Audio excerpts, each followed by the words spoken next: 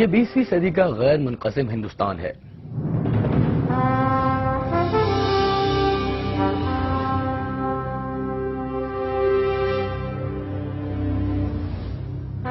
برطانوی سامراج پورے برصغیر پر قابض ہے۔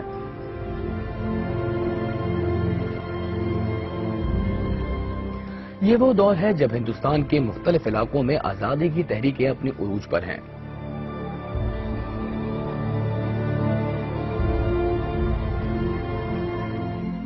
کانگریس اور مسلم لیگ انگریزوں سے آزادی حاصل کرنے کی جدوجہد کر رہی ہیں۔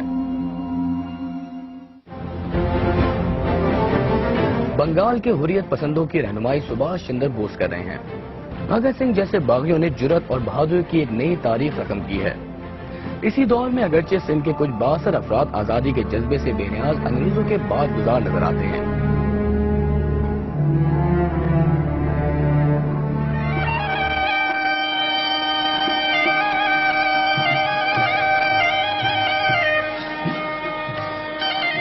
لیکن اسی عہد میں سندھ سے ایک ایسا رہنما بھی ابھرتا ہے جس نے آزادی کی راہ میں بہادری اور حوصلہ مندی کی ایک روشن مثال قائم کی۔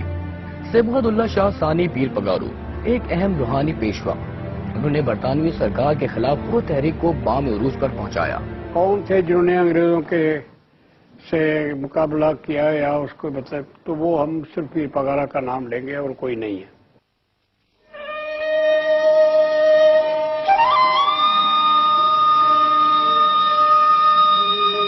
سندھ میں ہر تحریکوں کا سلسلہ ایک صدی سے بھی زیادہ کا ہے۔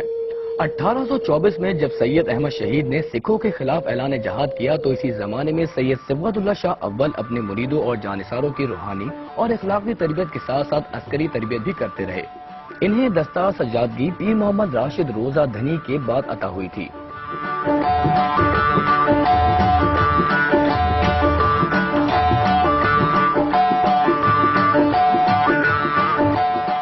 جس طرح سے وسط ہندوستان میں شاہ ولی اللہ کا روب اور دبدبا تھا، اسی طرح سے شمال مغربی ہندوستان کے اندر پیر محمد راشد روزہ دھنی کی شان اور شوکت تھی۔ اس سلسلے کے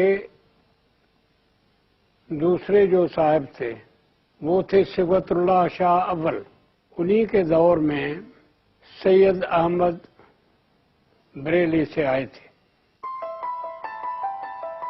پیر پگارو اول نے اپنے مجاہدین کو حر کا لقب دیا اور یہی حر تحریک کا نقطہ آغاز تھا۔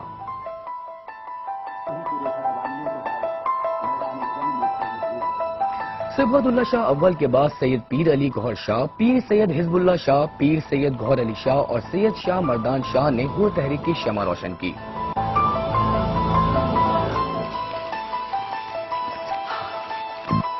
20ویں صدی کے ابتدائی اشروں میں حروں کی گوریلا جنگوں سے انگریز سخت خوف و ہراس کا شکار رہتے تھے اور طرح طرح کے چال بازیوں اور ظلم و ستم سے اس تحریک کو کمزور کرنے کی کوشش کرتے رہتے تھے۔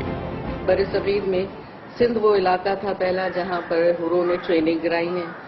درد سر بن گئے تھے برٹش گورنمنٹ کے لیے، اور چھوٹا موٹا جو بھی کوئی واقعہ چاہے وہ نہ بھی کرتے ہوں تو الزام لگتا تھا کہ حر کر رہے ہیں۔ کسی نے بھی کوئی جرم کیا، کوئی ڈاکہ زنی، کوئی واردات ایسی ہوئی، منسوب کیا انہوں نے خامخواہ حروں کی طرف کہ جی یہ ڈاکہ انہوں نے ڈالا تھا اور دیکھیں نا یہاں سے اتنا وہ لے کے چلے گئے اور یہ کر وہ گئے۔ اس طرح سے ایک حروں کے خلاف جو ان کے فالوور تھے، حروں کو کہہ لیتے آزاد، ان کے خلاف ایک چل پڑی ایک مہم۔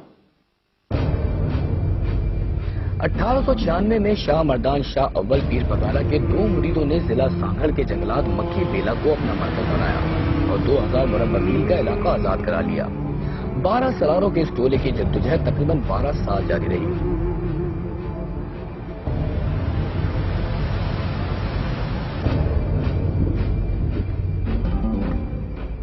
انگریزوں نے پیر پگاروں کے مریدوں اور حروں پر ظلم و ستم کی انتہا کر دی۔ جب جیلوں میں مزید قیدیوں کی گنجائش نہیں رہی تو نازی کیمپوں کی طرز پر کانٹوں کی باڑ لگا کر کنسنٹریشن کیمپ قائم کیے۔ جرمنی نے کنسنٹریشن کیمپس قائم کیے تھے یہودیوں کے لیے، وہ نقل تھا یہاں کا۔ یہاں پہلے کنسنٹریشن کیمپس قائم کیے گئے۔